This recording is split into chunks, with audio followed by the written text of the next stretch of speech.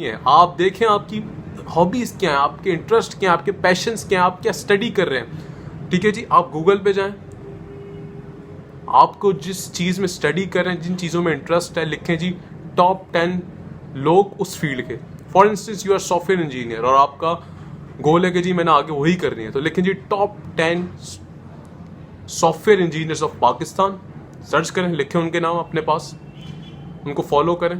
Then top 10 software engineers of the world level पे भी और अपनी लोकल लेवल पे भी फॉलो करेंगे जी कौन कौन से जो लेजेंडरी चीते लोग हैं जो मुझे फॉलो करने चाहिए अगर मुझे भी अपनी फील्ड में वैसा ही बनना है। ऐसे ग्रुप्स को फॉलो करें ताकि आप इस चीज़ को, जो टूल है बहुत ही ग्रेटर टूल, इस चीज़ को अपने बेनिफिशियल, अपने बेहतरी के लिए इस्तेमाल